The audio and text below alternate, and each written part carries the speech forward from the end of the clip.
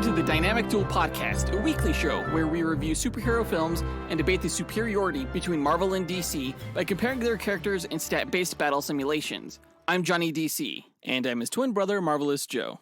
And welcome to our fourth big team battle duel episode. That's right, for episode 100, we did Justice League versus Avengers. And for episode 150, we did Titans versus X-Men. Episode 200 was Justice Society versus Fantastic Four. And now that we're doing this every 25 episodes, we are pitting the Suicide Squad against the Defenders. This is really episode 226, but who's counting? Yeah, both the Suicide Squad and the Defenders are like the most badass, attitude-heavy teams of the respective universes. You know? Yes. And for the Defenders, for this particular matchup, what I'm really talking about is the New York Manhattan Defenders from the comic books, the team that was inspired by the Netflix Defender show consisting of those characters. Yeah, it's the Defenders, a.k.a. the Marvel Knights sometimes. Right, Marvel street-level heroes, essentially.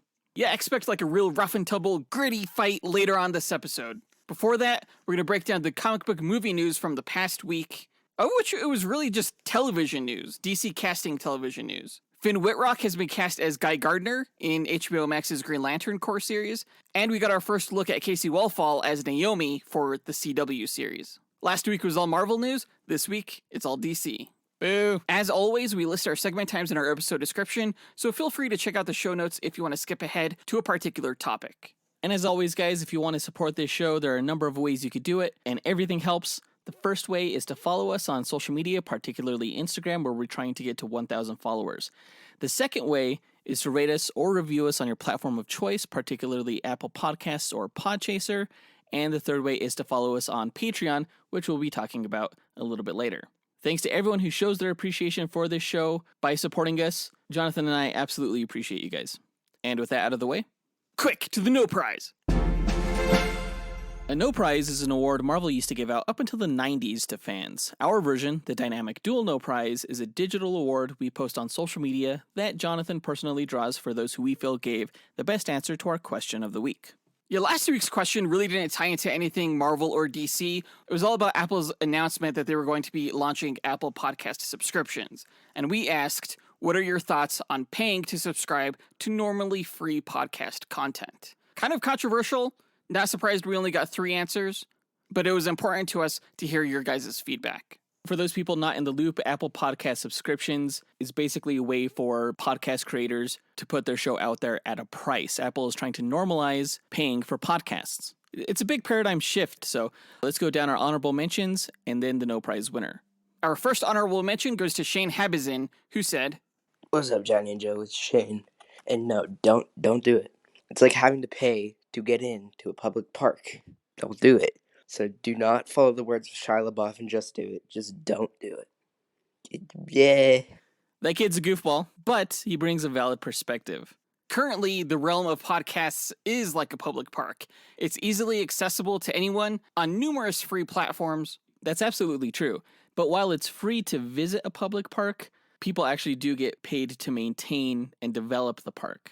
Through taxpayer dollars. Through taxpayer dollars. I mean, we're kind of losing everything in the metaphor here. But the point is that public parks actually aren't free. And I think it's important to recognize the people that put in the work behind the scenes.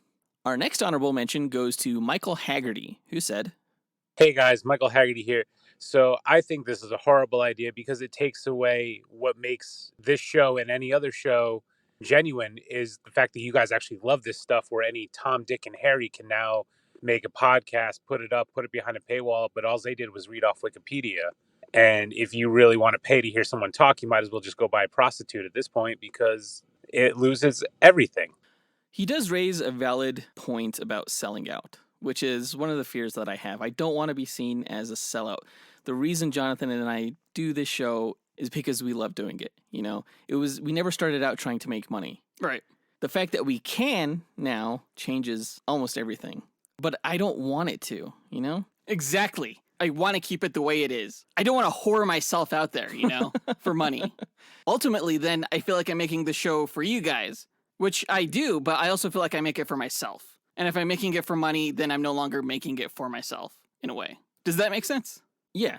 I do have to say, though, whether or not this is a horrible idea is kind of irrelevant. It's happening, so we have to face it.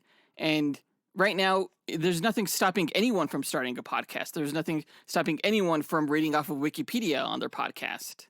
Hopefully you don't pay as much for that content because it's, a little simple. Jonathan and I have never read off Wikipedia, and we actually put quite a bit of effort into our character bios, pulling from multiple sources, from the comics, from online sources, to try to make sure that you guys get the most comprehensive, condensed information on these characters. That may or may not be content that you deem worth paying for.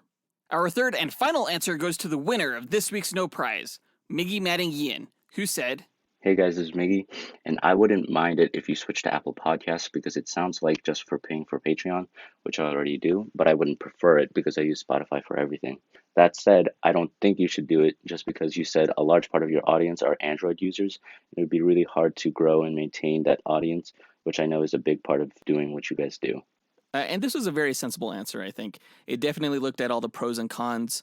And Jonathan and I were both really concerned about the whole Apple Podcasts thing. Like, we don't want to make listeners have to download a specific app in order to enjoy the show. Because as we said before, a majority of our listeners don't listen on Apple Podcasts. A vast majority of our listeners are actually on Spotify, and then Podbean, and then Pandora, and then I think Apple Podcasts. So we would lose a lot of listeners. and we don't want that. No, and I have to say, I really appreciate Biggie Madingian not only as one of our current patrons, he's just a great dude.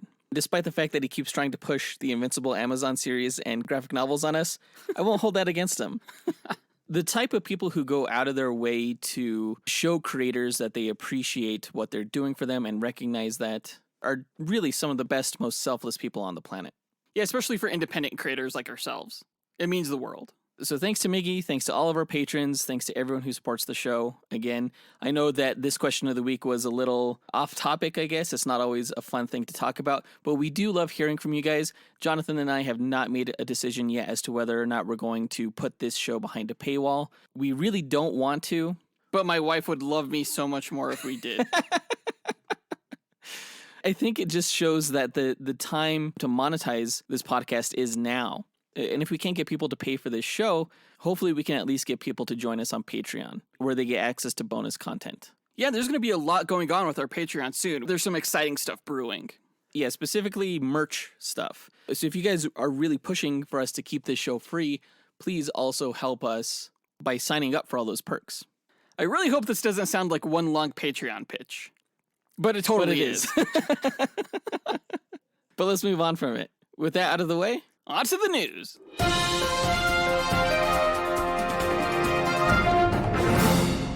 All right, so last week, I think it was Deadline that broke the news that Finn Wittrock was going to headline the Green Lantern HBO Max series as the character Guy Gardner. Now, when they say headline, that doesn't necessarily imply that it's the series star, but it does mean it's one of the leading roles for the show. If you're not familiar with Finn Wittrock, he was in American Horror Story. He was also in The Big Short. He's kind of a pretty boy, which is kind of strange when it comes to Guy Gardner, the dude with the bowl cut. Probably the ugliest Green Lantern there is. And there's aliens on that team. Yeah, I would never describe Guy Gardner as a pretty boy. I think Finn Wittrock does suit the role, though. Like, he has a pretty good case of douche face. What? Which I think is important for the role of Guy Gardner. Because he's kind of a douche, but a douche that everybody loves. You should want to punch Guy Gardner in the face. Yes. Like always. Yeah. Batman has. It was hilarious. But Guy Gardner kind of plays that rebellious role on the team of the Green Lantern Corps. Now, the show is being written by Greg Berlanti and Mark Guggenheim, who have done a lot of the CW DC shows. Arrowverse. Right. But also Seth Grahame-Smith, who we've mentioned before was going to direct The Flash, but he's also done like Abraham Lincoln Vampire Hunter. I'm super excited that they're starting to announce casting for this. I can't wait to see what other characters are going to be announced. But, I imagine Jon Stewart, Jessica Cruz, Simon Baz, Sinestro, and hopefully Hal Jordan. The studio seems kind of shy with him right now, but we'll see. Yeah, it's going to be fun not only to see what characters are going to end up in the show, but who's going to be playing them. Hopefully we get our first glimpse at the series at the upcoming DC Fandom event that's going to take place this October. Yeah, they just announced that. I'm totally looking forward to that. Last year's event was awesome, and I love that they're doing it again this year. Marvel wishes they had an annual event like this now. Well, they did have the investors meeting last year, where we got a shit ton of news, so, we're fine. Marvel's doing fine. Also, this past week, we got our first look at the show Naomi, which is an upcoming DC superhero series that will be on the CW. Now, if you're not familiar with Naomi, That's okay. The character only came out in 2019 when Brian Michael Bendis started writing for DC Comics. Yeah, I have no idea who she is. She's kind of like Superman. Her parents sent her to Earth from another dimension, and she has these superpowers. What kind of superpowers? She's super strong, she can fly, she can shoot energy. That's basically it. Okay. She's going to be played by the actress Kaci Walfall, and we got our first look at her in the role this past week. Now, in this first look photo, she's like looking at a bunch of photographs. Is she like some kind of detective superhero? Well, she's trying to piece together her past life in the other dimension. There's a villain from there who's trying to track her down, and she's trying to figure out why. She didn't know she was from another dimension until early on in the series. Does she have a superhero outfit? She does, yeah. She sort of has like this powered up form, at which point she gets like this golden armor. It's actually a really cool look. Huh. The image they released of her is like a recreation of one of her comic book covers, actually. I think it was Naomi #1. So that was kind of cool. She's gone on since then to join teams like Young Justice, alongside characters like Robin, Superboy, Wonder Girl, and she's also appeared like in Superman and Justice League comics as well. She's kind of been everywhere. They're really trying to sell her. And it's kind of surprising that a character that's only 2 years old is getting her own television series so fast. I can't think of another character where things moved that fast. Well, there's Ms. Marvel, but she came out like in 2014, I want to say, and she's getting a show this year, so that's 7 years. And that seemed fast. Naomi is even faster. I imagine part of it has to do with Ava DuVernay and her liking of the character. She's an executive producer of the CW series, and she also wrote the pilot. Okay. So it'll be interesting to see her take on a DC character since Ava DuVernay's New Gods film was scrapped. Yeah. But in regards to the newness of the character, that brings us to our question of the week.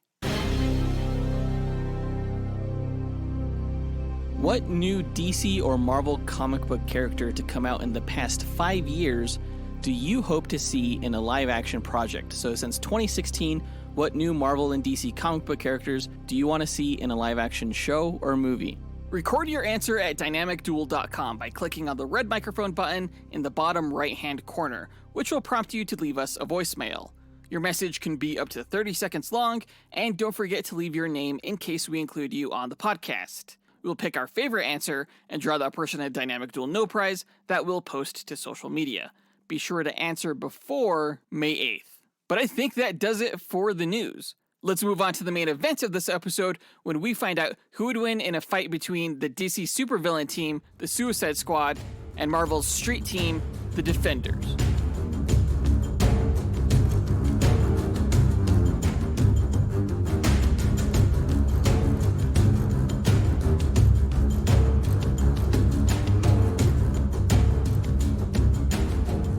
Okay, the Suicide Squad versus the Defenders. Why these two teams? Well, we planned these episodes pretty far back, and when we knew that the Suicide Squad film was going to be coming out this year, I definitely knew that I wanted to put them in a team duel this year. Now, usually when you think of a Marvel team going up against the Suicide Squad, you think the Thunderbolts. Yeah, but the Thunderbolts ended up being way too powerful. Between Mach 10 and Moonstone and Atlas, those guys would just wipe their asses with people like Deadshot and Harley Quinn and Captain Boomerang. And I mean, the Suicide Squad definitely has its fair share of powerful characters, like Enchantress, like Dr. Polaris, but I wouldn't exactly call them mainstays of the team. Like you mentioned, characters like Deadshot, Captain Boomerang, Harley Quinn, those are more street level.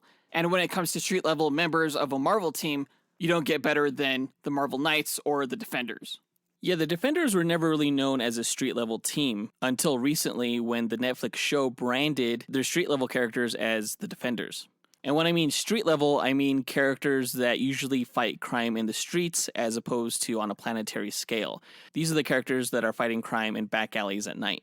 I'm really going with the team name The Defenders for marketing purposes, basically for this show, since it seems most people are familiar with the name The Defenders through the Netflix series. And there have been several versions of the Defenders team in Marvel. But the most recent version is characters like Daredevil and Luke Cage. Right. We'll get into our character rosters later on. If you've never listened to one of our Team Duel episodes before, the way we determine a winner between the teams is by running 1,000 Monte Carlo simulations using their statistics. When it comes to matches between multiple characters, we're actually comparing matrices of data. Right. It's much more involved. Right, because we got to figure out how each character stacks up against each other character. Now, if you're wondering what a Monte Carlo simulation is, it's a probabilistic model used to determine outcomes through random sampling. And in our case, it randomizes statistics along a normal distribution, which is a bell curve, as a way to simulate the many variables that can occur during battle. Now, the stat parameters that we use are based on the Marvel Power Grid, and we use that criteria to extrapolate the DC character stats. We've also included some additional stat categories of our own, such as range, damage potential, versatility, and perception, in order to create a more complete and robust simulation. Running these 1,000 simulations gives us a percentage of wins for each team, and we declare the team with the higher percentage to be the ultimate victor, considering that they're more likely to win any given battle. Now, no team will ever win 100% of the time. Comics have shown that there's always a way for, like, the Suicide Squad to beat the Justice League, so we feel our method falls in line with the precedents that have been established in the comic book stories. And we use this method because it was the least subjective, most unbiased way to determine who would win. Of course, Jonathan and I are both heavily biased toward our respective allegiances, and instead of debating these matches forever, we just let the math decide for us. So there's no fan votes here, and no relying on just feats. Before we run the simulations, though, we like to break down each team's histories and roster before improvising a scenario and how we imagine one of the 1,000 simulations we run would play out beat for beat. And I think it's my turn to go first, so let me tell you all about the Suicide Squad. Now, I largely went over the history of the Suicide Squad during our Rick Flag vs. Nick Fury episode, but just to do a quick recap, the origins of the squad go back to World War II, where an elite military unit known as Squadron S, led by Captain Rick Flag Sr., took on impossible war missions with high mortality rates. Rick Flag Jr. would lead another version of the Suicide Squad decades later under the covert government agency Task Force X. The history of the character of Rick Flag was largely intertwined with that of the Suicide Squad team, but so is Amanda Waller's, aka The Wall, due to her tenacity, savvy, and brute political tactics, as she is responsible for the creation of the modern incarnation of the squad.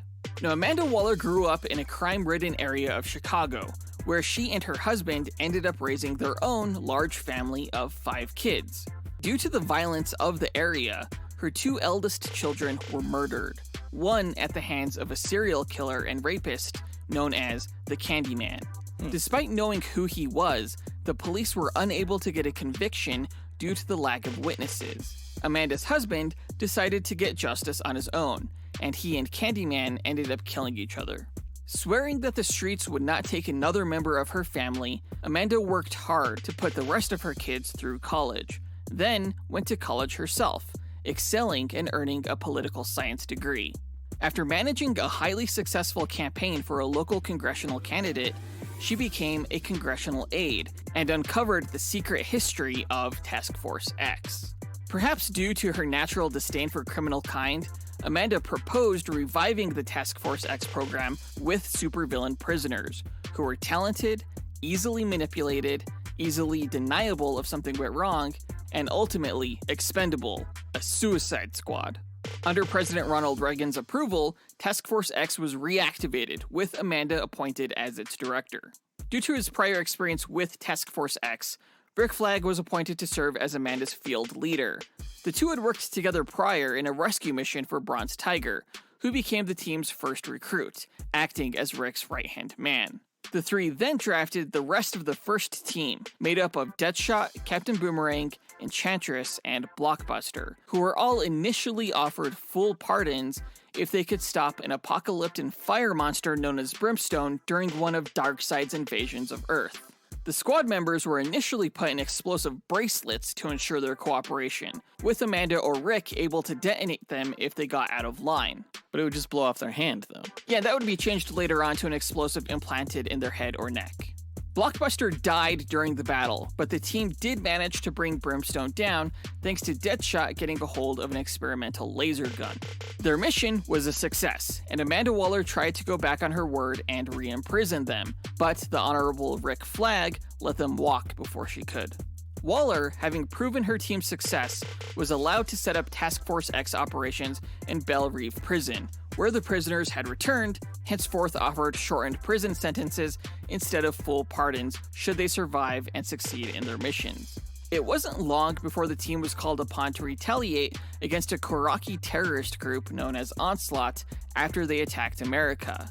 The original surviving team members were drafted once again, this time with Mindboggler, Plastique, Nemesis, and Nightshade, as well as former Task Force X agent and longtime love interest of Rick Flag, Karen Grace, joining them. Nemesis and Nightshade infiltrated Onslaught's base of operations undercover, and though Plastique betrayed the team, the squad was successful in bringing down the terrorist group, suffering only one casualty, Mindboggler, whom Captain Boomerang could have saved, but didn't because she embarrassed him earlier. During a mission to the Soviet Union to rescue a political prisoner, Enchantress ended up going on a rampage, and the team was caught by the Soviet super team known as the People's Heroes. During their fight, the prisoner the squad was supposed to rescue was killed in the crossfire. In the team's escape, Nemesis was left behind and captured by the Soviets. Due to the mission's failure, Bronze Tiger replaced Rick Flag as the team leader. During the Millennium storyline, when Manhunter secretly invaded Earth, posing as ordinary humans and superheroes, the squad was sent on a mission to blow up a Manhunter temple. It was during this mission that Captain Boomerang got Slipknot's hands blown off when he convinced him their explosive bracelets were fake. Karen Grace was revealed to be a member of the Manhunter cult and tried to betray the team, but she had a last-minute change of heart and sacrificed herself to blow up the temple.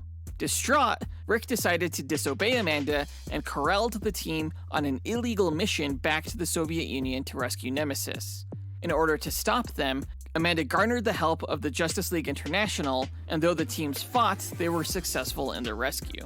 Eventually, another politician, Senator Joseph Cray, learned of the squad's existence and threatened to reveal their existence to the public unless they assassinated his political rival. When Rick threatened to kill Cray instead, Deadshot killed the senator, so Rick didn't have to. Deadshot was subsequently shot numerous times by police in a shootout, but miraculously survived. Despite the squad's best efforts to hide its existence, police found a press release revealing the existence of Task Force X by one of Cray's aides and a former assistant to Amanda Waller. It was sent to the Daily Planet, who revealed to the world the Suicide Squad's existence. Amanda Waller was put on trial, and to improve the public's perception, she sent the squad on a mission to rescue a nun on foreign soil. Bronze Tiger led a team of Count Vertigo, Dr. Light, Punch and Julie, Ravon, and Shrike, the last of whom did not survive.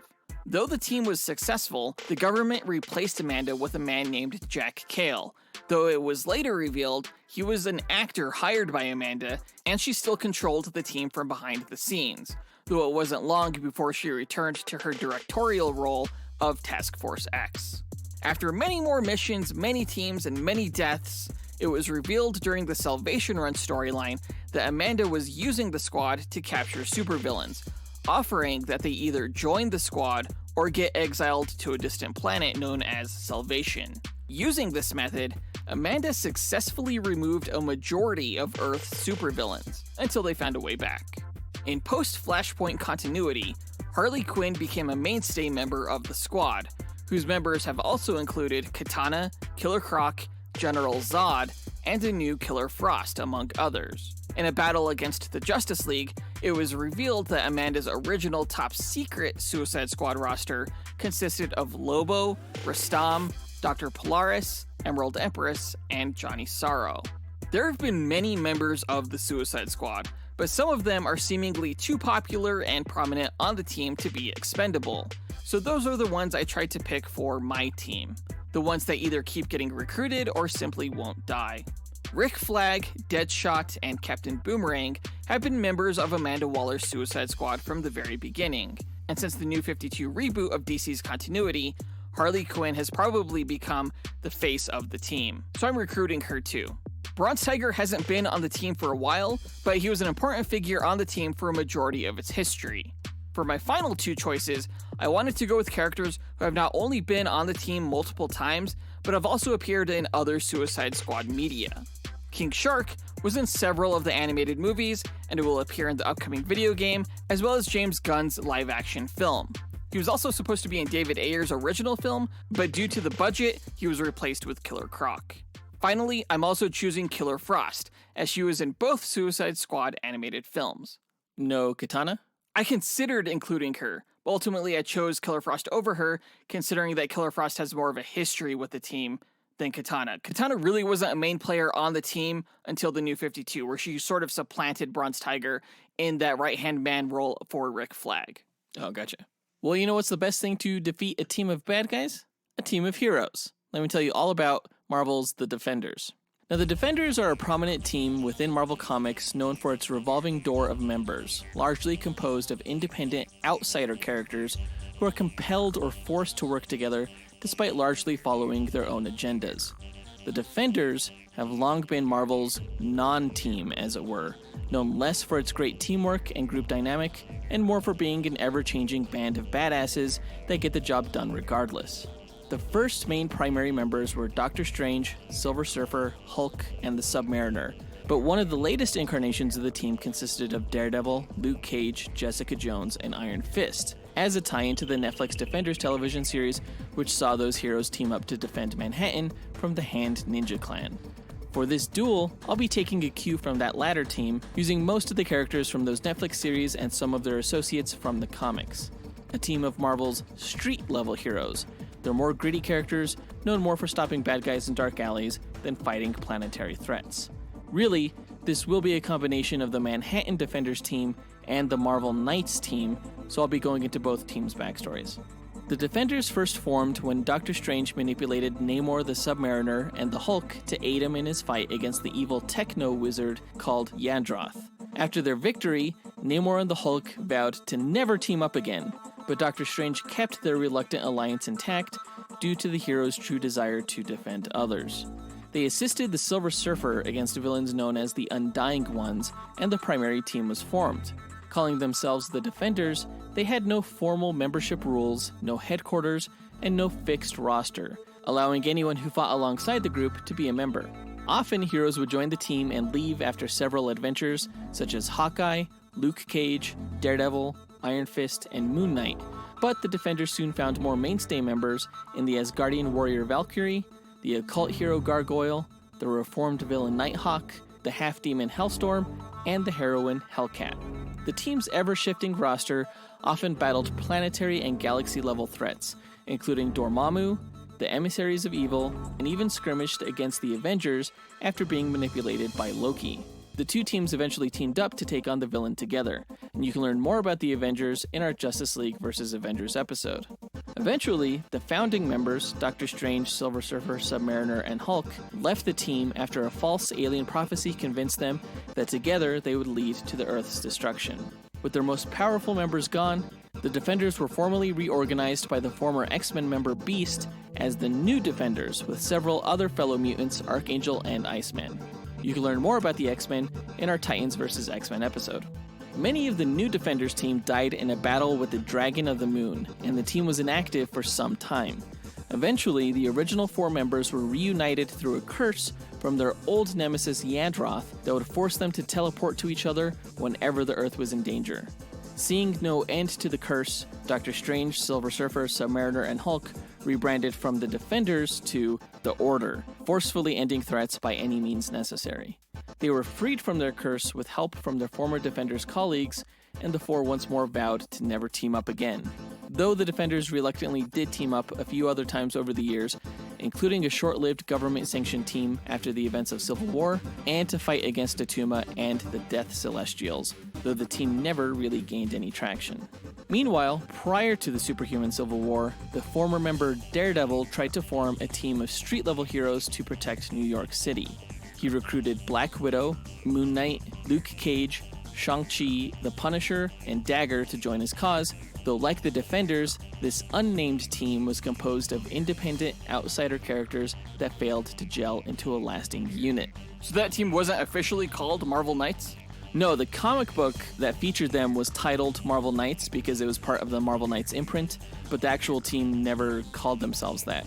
They were a nameless, just street-level team. Many of these street heroes were more successful in joining together when they formed a new Defenders team to fight against Diamondback and the Hand Ninja Clan. These heroes included Daredevil, Luke Cage, Jessica Jones, and Iron Fist, and they were later assisted by other heroes including the Punisher, Elektra, Black Cat, and White Tiger. For this matchup, the Defenders team I'm going with will be a combination of the former Defenders members over time, with a specific focus on the street-level heroes that have been part of the group, including Daredevil, Luke Cage, and Iron Fist, the Punisher, who also had his own Netflix show, Elektra, who was also prominent in those series, Moon Knight, who wasn't in the Netflix shows but has been a member of the Comics Defenders and is getting his own Disney Plus series soon, and lastly, Black Widow, who everyone knows as an Avenger, but who has worked frequently with these other heroes on the Marvel Knights team. That's my ultimate gritty vigilante team. Daredevil, Black Widow, Luke Cage, Iron Fist, Punisher, Elektra, and Moon Knight. They kick all kinds of ass in Manhattan at night and eat petty criminals like the Suicide Squad for breakfast. So Black Widow was not a member of the Defenders, but she was in the Marvel Knights. Yeah, I'm using the Defenders name for, again, marketing purposes for this matchup, but essentially this is Marvel's street team as I see it. Daredevil's Street Defenders team didn't have enough members, and the Defenders had never had a secure roster anyway, and to me, Black Widow has always been more of a grounded hero with more in common with these shadowy characters than with the bright, colorful world of the Avengers. What about Jessica Jones? Why didn't you go with her?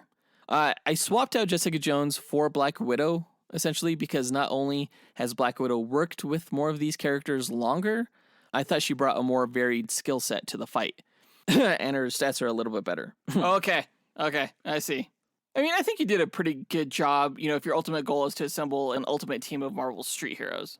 That's not a bad roster at all. Yeah, well, again, the way I view this is as the Defenders street team mashed up with the Marvel Knights. I just figured I'd refer to them overall as the Defenders because of the Netflix show.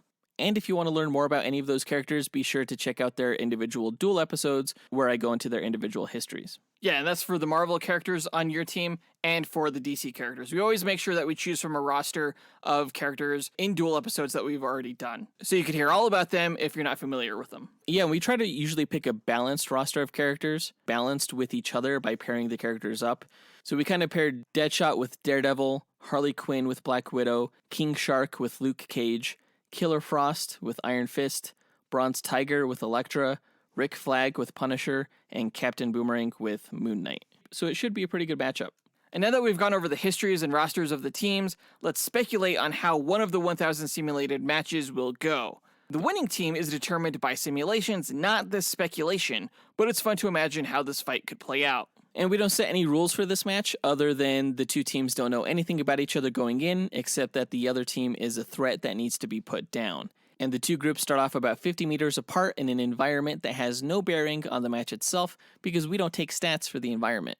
Plus, certain characters have advantages in some environments over others, and we want these characters to win on their own merit. So, let's get into it. The teams meet on the battlefield. Who goes first?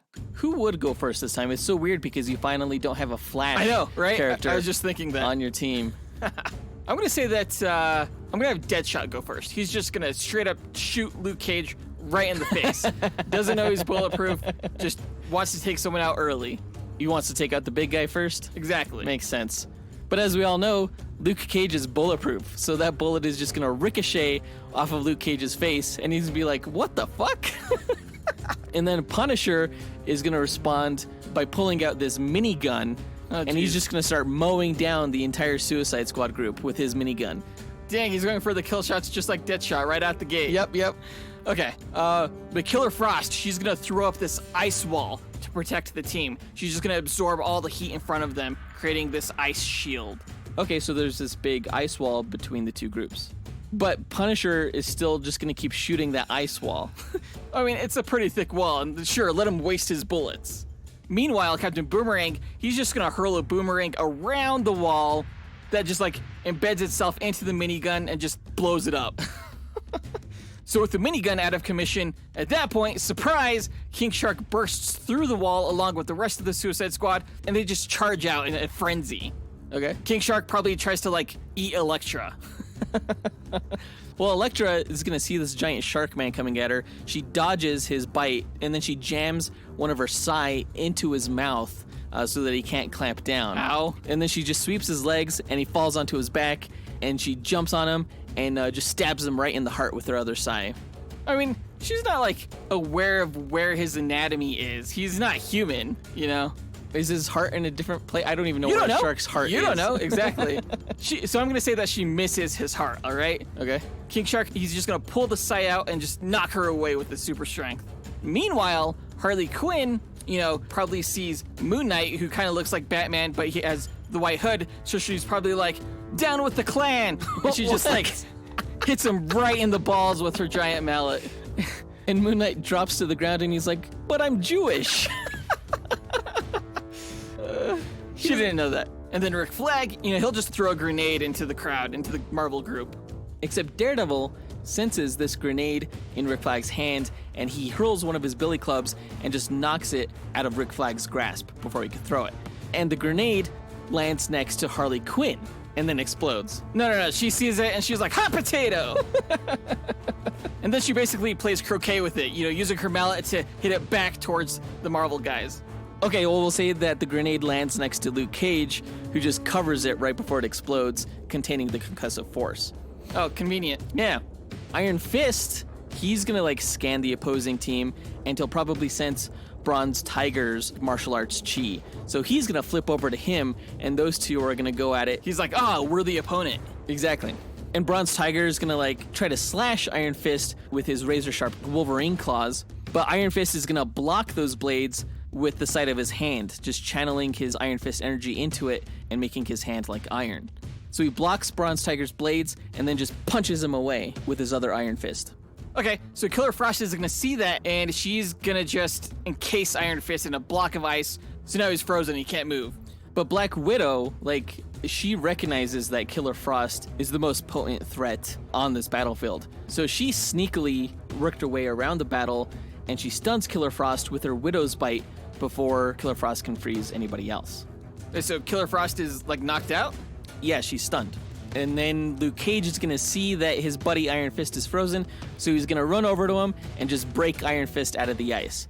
And Iron Fist is fine. He was able to, use his chi to regulate his own internal temperature so he didn't freeze to death while he was frozen. Okay. I guess meanwhile, Captain Boomerang will be just throwing a volley of boomerangs at Elektra. Except every single one of these boomerangs is gonna get knocked out of the air by Daredevil, who jumps in and starts whipping around his billy club, attached to the line, using his radar senses to knock every boomerang out of the air, like a badass. And Captain Boomerang's probably like, oi, that's cheating, mate! And Captain Boomerang's gonna get cut off mid-sentence by the Punisher, who punches Boomer right in his face. Okay. And then breaks his kneecap. Jeez. Just shatters that thing. Dang. Boomer's leg is like an L, the wrong way. That's messed up. So Boomer falls to the ground, and then Punisher just pulls out a gun and shoots him in the head. No, because Deadshot is going to shoot Punisher's trigger finger off before he could do so. Okay, so Punisher is coming under fire from Deadshot. He's gonna yank Captain Boomerang off the ground and use him as a human shield. Okay, I mean, Deadshot doesn't really give two shits about Boomer, but he's not gonna kill his own man.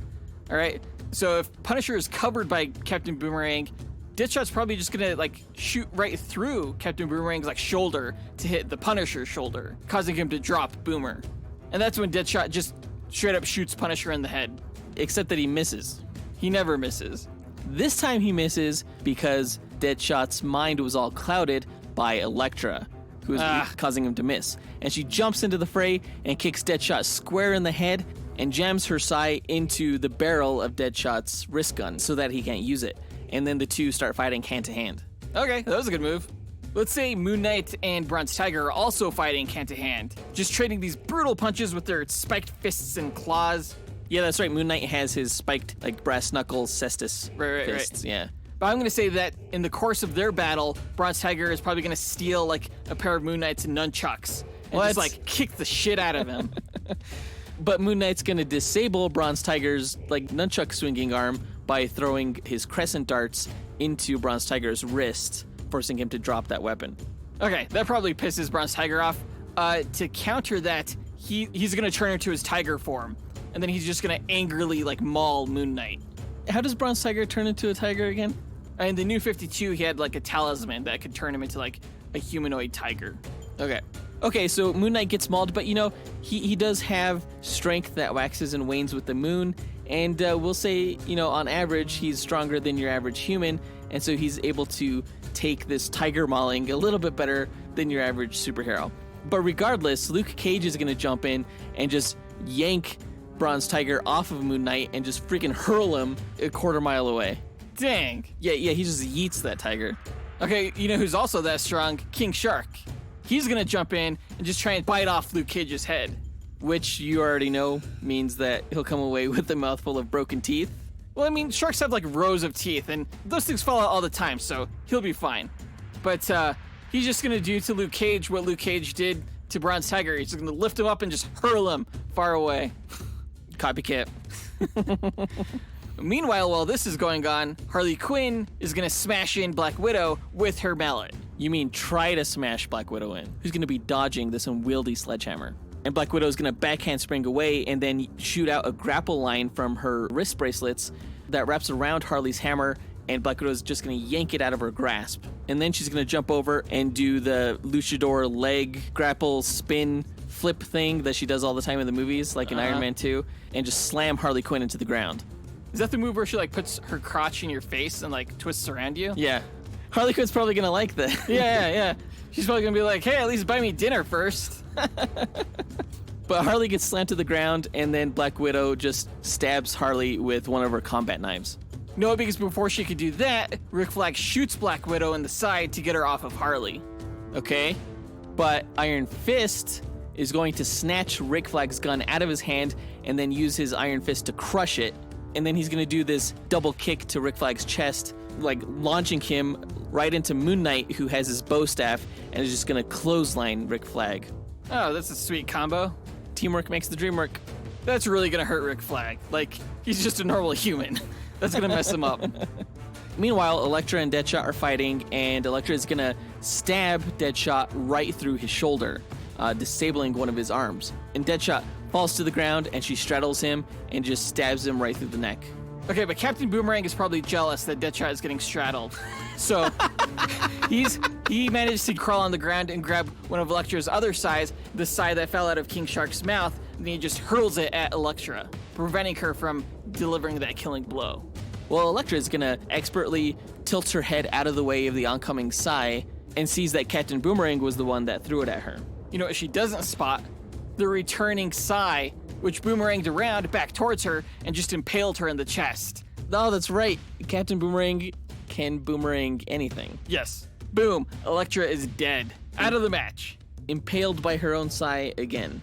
Well, Daredevil is just gonna knock Boomerang out with his billy club and swing over to Boomer and just beat the shit out of him. Like, smash his teeth in, break his arms and legs. Daredevil won't kill Captain Boomerang, but for all intents and purposes, Boomer is now like a quadriplegic, incapable of moving anymore, and he's out of this match. But also, to make sure, the Punisher is going to come over and stab Captain Boomerang right in the face with a combat knife. Dang, that's excessive. You didn't need to do that. That's overkill. That's the Punisher. So now Captain Boomerang's dead. Okay. Meanwhile, Rick Flag, he's going to be fighting Moon Knight, all right? And he has out his Psy Scimitar. And Moon Knight's probably trying to, like, dodge and block it with his bow staff, but Rick is just going to slice right through that thing with his weapon. And then Rick is just gonna grab Moon Knight's hood and pull it down over his face so he can't see, and inject a mini bomb into his neck. I knew that was coming. But before Rick Flag can detonate Moon Knight's neck bomb, Moon Knight just slashes Rick Flag across the guts with one of his crescent blades, just disemboweling him, and Moon Knight just glides away. I mean, I think even if you're being disemboweled, you're not gonna die, like, instantaneously. So before he bleeds out, Rick is just gonna, hit the trigger button, and Moon Knight, as he's gliding away, his head is just going to explode. Moon Knight didn't deserve that. But it's not a total loss, since Rick Flag is almost certainly dead now, too. Yeah, they kind of both killed each other. But at this point, Luke Cage comes back into the battlefield and picks up Deadshot, who's weakened from being stabbed by Elektra, and he slams Deadshot down to the ground. Okay, but from the ground, Deadshot pulls out a gun with his good arm and just shoots Luke Cage in the head. And the bullet bounces off again. Actually, it ricochets off of Luke Cage intentionally and hits the Punisher right through the neck. Oh, shit. Yeah, Deadshot knew that Luke Cage was bulletproof, so he just used him to pull off a trick shot. Smart. And now the Punisher is dead. He was shot through the neck, so he's actually probably bleeding out. With his, dying breath, Punisher's gonna pull a grenade and then stumble over to King Shark before exploding and taking out King Shark with him. I don't know if a grenade would kill King Shark, but he's probably pretty injured by it. Yeah, and King Shark will fall to the ground, and Iron Fist is going to flip over to deliver the killing blow by firing up his Chi Fist and punching through his head. And right when the fist is coming down, King Shark's just going to open his mouth and bite his arm off. but Iron Fist's arm is like iron. No, you said his fist was, not like the whole arm, which is what gets bitten off. So King Shark bites off Iron Fist's arm as he's dying from the grenade and the Iron Fist punch. Okay, but as Iron Fist is kind of like in shock from his arm, Bronze Tiger is going to appear and just slice off his other arm with his bladed claws. Oh my God. Just really taking advantage of the situation. So Iron Fist is now without fists. He's like the iron stump. So now Iron Fist is like in double shock that he just lost both of his arms. Exactly. Now he's defenseless. Bronze Tiger is just going to slash his jugular and just take him out of the match. Except before Bronze Tiger can finish him off, he gets shot in the head by Black Widow. So Bronze Tiger's Dang. dead. Okay. Harley Quinn is going to see that, and she's going to start shooting at Black Widow, and the two are probably going to, like, trade fire until they run out of bullets. All right? Okay, like dodging each other's gunfire? Exactly, yeah, they're both pretty agile gymnasts, right? Right. So eventually, they're going to have to take this to close quarters combat, at which point, Harley Quinn pulls out a canister that emits Joker venom and just gasses Black Widow. Black Widow just slowly gets Jokerized. Harley Quinn, of course, is immune to the Joker venom. And being Jokerized kills you or turns you into the Joker? It kills you with a smile on your face. Oh, shit. So Black Widow's dead, and the gas didn't affect Harley. No, because she's immune to all toxins, like the Joker. Okay, so Black Widow dies, but Daredevil is gonna take out Deadshot. How? Deadshot's just gonna shoot him. If Bullseye can't hit Daredevil, Deadshot can't, because Daredevil can sense what's coming. So he just lays down a savage beatdown on Deadshot. Jeez, Deadshot is like really getting injured in this match. Okay, but Harley Quinn is gonna see Deadshot getting the shit beat out of him by Daredevil. So she's gonna try and protect him. She's gonna pull out this like baseball-sized black Acme bomb with a fuse. Okay. Ignite it, toss it into the air, and with her baseball bat, she's gonna hit it over to Daredevil to like blow him up before he could finish off Deadshot. Except Daredevil's gonna know that this bomb is coming at him because he's gonna be able to smell the explosive powder and everything like that. So he's just gonna get the hell out of there. And this bomb is gonna bounce like next to Deadshot and then explode, killing Deadshot. What? She just scored a goal against her own team. She's probably like, whoopsies. So Deadshot's dead, and Luke Cage grabs Harley Quinn and wraps her in like this bear hug and just crushes her spine. No, because just before Luke Cage could grab Harley Quinn, I'm gonna say that Killer Frost appears behind him Oh. and grabs him, just sucking all of the internal heat from his body. So now he's just like frozen and lifeless. She froze his insides. Well, I mean, she pulled the heat from his entire body. And he just falls to the ground like a statue, his insides just shattering, but his outside's still solid. I honestly forgot about Killer Frost. Like, she got stunned by Black Widow way early in this match. I forgot she was still around. That's what I wanted you to think. Well, Iron Fist sees Luke Cage die, and he gets angry. He's gonna kill Killer Frost. Even though he doesn't have arms left, he's gonna channel his chi into an iron kick. And Iron Fist is gonna like hurricane spin kick Killer Frost right in the face so hard that it's gonna spin her whole head around, snapping her neck. That's crazy. Vengeance for his friend. Killer Frost is out. Okay, but I got another surprise for you. What?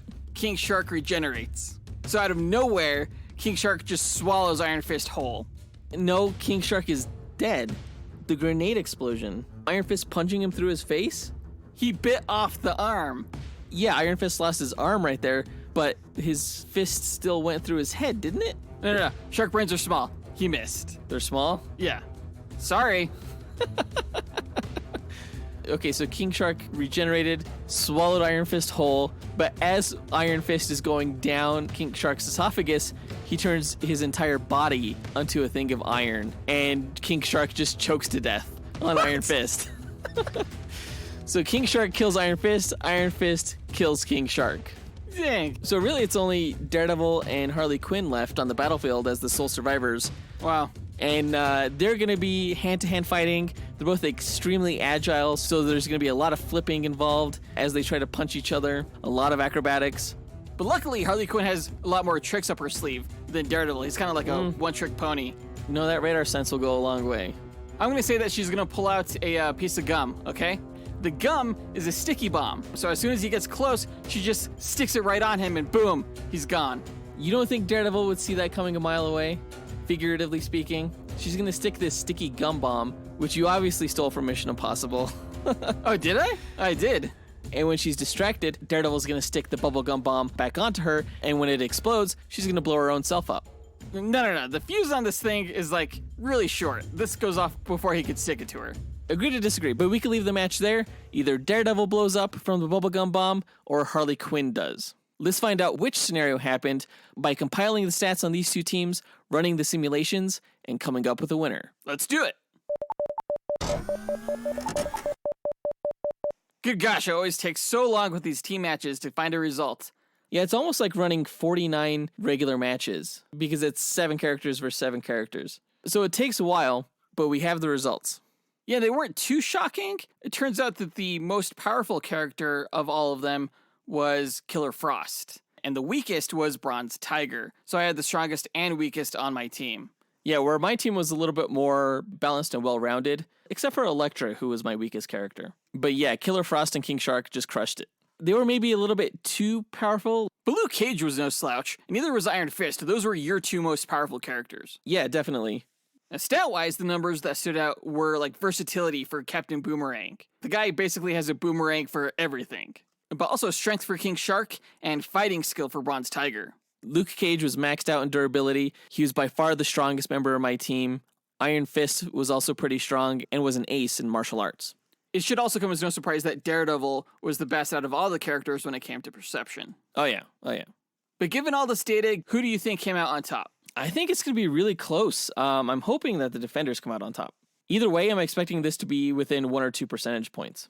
Although according to the polls on social media, much more of our audience thought that Suicide Squad would win, with 62% of them choosing Suicide Squad over the Defenders. Seems pretty high. Suicide Squad is just way cooler. No, that's not right. Well, let's look at the results. The winning team of this matchup between the Suicide Squad and the Defenders is the Suicide Squad. Ah, my heart hurts. They won by 1 percentage point. Oh, that's not actually that bad. Actually, I meant 2 percentage points. It's 51 to 49%. So out of the 1,000 matches, the Suicide Squad won 20 matches exactly more than the Defenders. That is really close. That's not as close as our Titans versus X-Men match, but it is closer than our Justice Society versus Fantastic Four duel. This actually came out a lot closer than I thought it would. I'm really glad I chose Killer Frost over Katana. If you would have gone with Katana, like I told you to, this would have ended up better for me. I don't know, I mean, I play to win. What can I say, you know? Plus, I still think Killer Frost is a more true member of the Suicide Squad than Katana. Katana, to me, is more of an outsider. She's part of that team. The Outsiders? Yeah. And I needed someone to go toe-to-toe with Iron Fist, who I thought was going to be the most powerful member of your team. Yeah, but it was Luke Cage. Yeah, just barely. Well, I guess this win is only fair considering that I've won 2 team duels by this point now. You have as well. So best 3 out of 5? Oh yeah, bring it on. We'll see who wins our next team duel this October when we pit Justice League Dark against the Midnight Suns. Yeah, that's our next big team duel matchup for episode 250 on October 19th. Right before Halloween, we figured we'd go with the spooky themed matchup. Justice League Dark, of course, is DC's supernatural team. The Midnight Suns is Marvel's. So we're talking like Constantine versus Doctor Strange versus Deadman versus Ghost Rider and all those supernatural heroes. It's going to be a great time. But until then, we have a ton of fun individual duels to get through, as well as film and television reviews, including Daredevil, which we will be reviewing in our next episode as a tie-in to this one. That's right, we'll be reviewing the 2003 Daredevil movie starring Ben Affleck, Jennifer Garner, Michael Clark Duncan, and Colin Farrell. It's been forever since I've seen that film. It's been a while for me as well. Let's see how well it holds up. After the Netflix series, I imagine not too well. Probably not. But look forward to that next week. That does it for this duel. Let us know what you thought about the results by writing to us at dynamicduelpodcast@gmail.com or by visiting us on Facebook, Instagram, or Twitter. You can find links to all of our accounts by visiting our website, dynamicduel.com. And on our site, you could also find a link to our Patreon page where we offer bonus content and access to our Discord server. Check it out right after this episode. Again, our lowest Patreon tier is only $2 a month. Also on dynamicduel.com is a link to our merch store where we sell t-shirts, hoodies, stickers, and more with our Dynamic Duel No Prize artwork. I'll be trying Deadshot. I've done Deadshot in the past, but it sucks. I'm getting better over time, and I want another crack at it. Yeah, Yeah. that'll be cool. We want to remind everyone to, again, please subscribe to our show if you haven't, or please leave a rating or review on your platform of choice. Sharing this show on social media or in person is also a really big help for us. But that does it for this episode. We want to give a big thanks to our executive producers, Ken Johnson, Jace Crump, John Starosky, John Speas, Zachary Hepburn, and John Bechinina for helping make this podcast possible. And we'll talk to you guys next week. Up and away. True believers.